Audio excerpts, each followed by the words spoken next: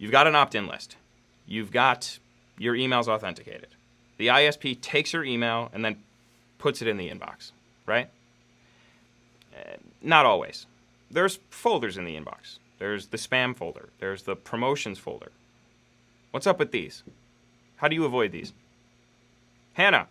Okay, so one question that seems to always come up, or something that people are very concerned with when we talk about deliverability, email routing, where these emails go, is the spam and promotions tab. What can you break that down a little bit? Like what are we looking at? What's sort of the breakdown? Why do they exist? And then, I guess the ultimate question that everybody wants to know is, how do I make sure that my emails don't go in those tabs and go into the primary inbox? Yes, that's a really popular question. It's a lot of what we're, answering day in and day out on our team. So let's talk first about the spam folder, right? We've talked a little bit at length about the relationship and the responsibility that Gmail and Outlook have to put emails in spam. It is expected. But why might that email land in spam? There are a lot of reasons, I know. But when we're doing troubleshooting, there's really two main things we're looking at. Is the authentication piece just not set up correctly at all? Not saying that it's default, because again, that's valid, that is okay. But is it incorrect? If it's incorrect, that's an easy reason why mail might get routed to spam.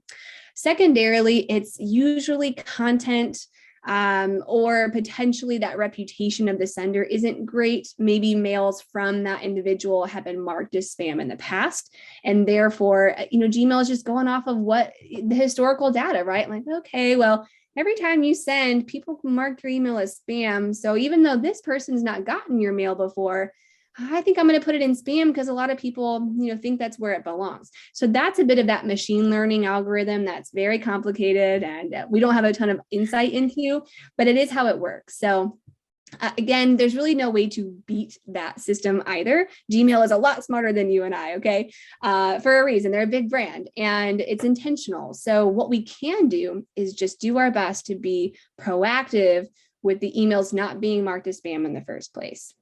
And how do we do that? Are you opted in, right? Did you ask for this content? If not, I'm sorry, but there's no way to get around that. Like that is just, it's got to happen, right?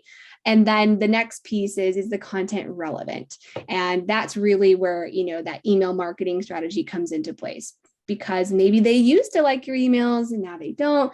Maybe you're sending too often. Like that's all wrapped up into that content piece and can still cause spam placement issues. So that's important to note. Let's talk a bit about promotions. This is the hill I will die on. And it's not the popular opinion, but promotions is the inbox. I want everyone watching to say it with me. Promotions is a form of inbox. If your email is promotional, guess what? It belongs in the promotions tab. It's correct. It's the correct placement. And I know there are a lot of misconceptions around why promotions is bad. And I think that's where this comes from. One is that not every Gmail user even has promotions tab enabled. So let's start there. So, that kind of takes care of the number keeps going up, but I think last it was as much as 30% only has promotions tab enabled. That may be higher now. Yeah, it's not the majority. And even if they do, it's enabled because we like our promotions email going into the promotions tab. And there's actually a really great article by Kickbox. It's a blog where a ton of industry experts weighed in on this topic. So that's a great resource because, again, it's not just us saying it, it's all of these experts saying the same thing. But one of my favorite quotes was from Jess Kaplan. She's a contributor on the article, and she works here at ActiveCampaign on the compliance team. But she shared that it actually offends her, I think is the word she uses, offends her when brands try to move over to the inbox when it's a promotional email and try and cheat that system, because she relies on that content landing where it's supposed to go. So think of it like that as well. You should do what the recipient wants.